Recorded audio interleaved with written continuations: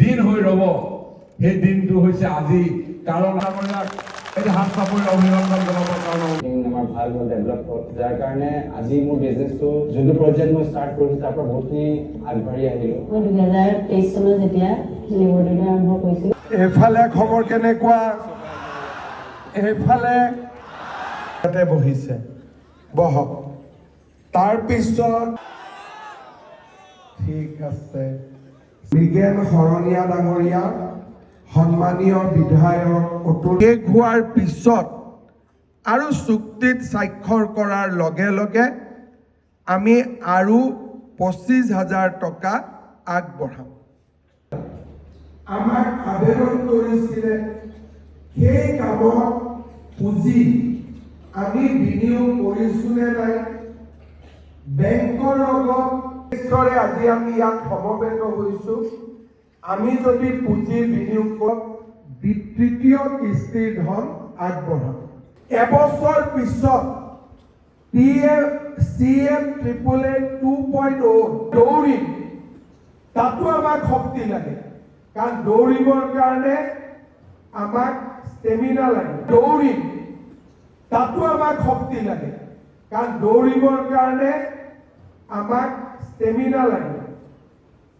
আমি যেতিয়া পঢ়িম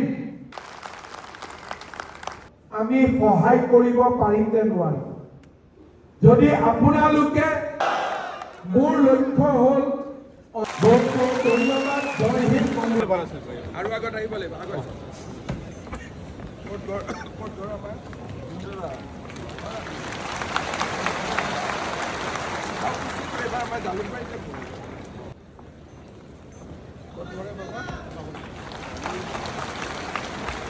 ডিমৰীয়া বাবা মই ঠিক আন্দাজ কৰিছোঁ বেছি ভালকৈ জানিবা ক'ত ঘৰে মাই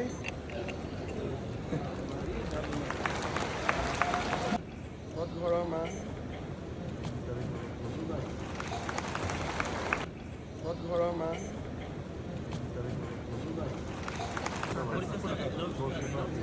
ঘৰ ক'ত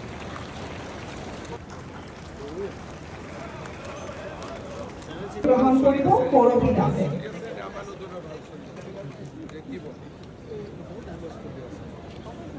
কৰিব ঠিক কৰিব ঠিক भारत भाग्य विधाता पंजाब सिंध गुजरात আপোনালোকৰ সহায় সহযোগিতাৰ বাবে ধন্যবাদ জনাই অনুষ্ঠান ইমানতে সামৰিছোঁ। ধন্যবাদ।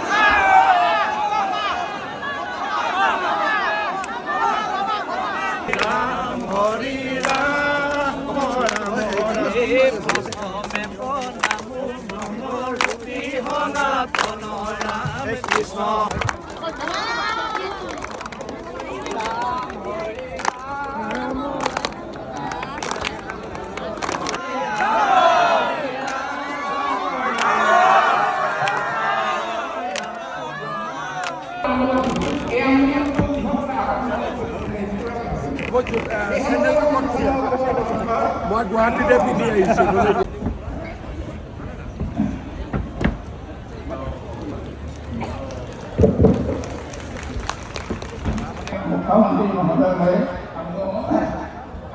নমস্কাৰ। সাংস্কৃতিক পৰিমণ্ডল বাৰেচহৰীয়া ভাওনা স্বকীয় পৰিচয়েৰে জিলিকি উঠিবলৈ সক্ষম হ'ল। বাৰেচহৰীয়া ভাওনাৰ পৰম্পৰাৰ বিভিন্ন দিশ আৰু গুৰুজনাৰ অৱদানৰ প্ৰতি অঞ্চলটোৱে লৈ অহা ভূমিকাৰ পুনৰ অৱলোকনত শংকৰদেৱ সংঘই প্ৰতিষ্ঠা কালৰে পৰা যি নিৰলস প্ৰয়াসত ব্ৰতী হৈ আহিছে, সি অসমৰ জাতীয় ভোট দিয়াইছিল, জাতিটোক নতুন প্ৰাণৰ সঞ্চাৰ কৰিছিল আৰু জাতিটোক বিশ্বজনীনতা প্ৰদান কৰিছিল। মহাপুৰুষৰ এই অৱদানৰাজি বিশুদ্ধ ৰূপত প্ৰচাৰ আৰু প্ৰসাৰত কেইবাবাৰো উল্লেখ কৰিছে। শ্ৰীমন্ত শংকৰদেৱ সংঘই বিশ্ববিদ্যালয়ৰ জৰিয়তে অসমৰ শৈক্ষিক আৰু বৌদ্ধিক পৰিমণ্ডলত আদি অধিৱেশন আমাৰ অসমীয়া জাতিটোক শক্তিশালী কৰিছে। তেওঁৰ ধৰ্মমত আছিল ভাগৱতৰ আধাৰত গঢ় লোৱা এক উদাৰ ধৰ্মীয় চেতনা। ভাগৱতৰ সৈতে তেৰাই যুক্ত কৰিছিল প্ৰাচীন পৰম্পৰা। বহু দেৱ দেৱীৰ মাজত ভক্তসকল বিভ্ৰান্ত হোৱাৰ পৰিৱৰ্তে এক কেন্দ্ৰীয় বিন্দুত আধ্যাত্মিক মনোনিৱেশ কৰাৰ সুবিধাৰ বাবে ভাগৱত এক ঈশ্বৰৰ উপাসনা অসমীয়া সংস্কৃতিত যি অনুষ্ঠানে প্ৰকাশ কৰিছে, গতিকে এই অনুষ্ঠান সদায় এক অগ্ৰগামী সত্তা হৈ থাকিব আৰু সেই অনুষ্ঠানৰ যাব।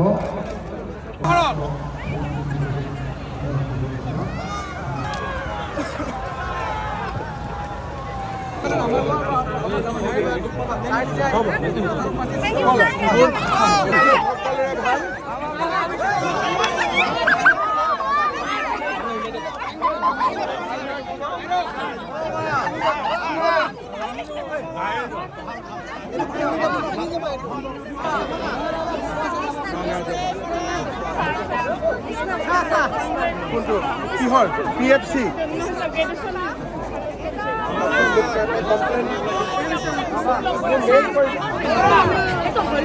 একদম ভাল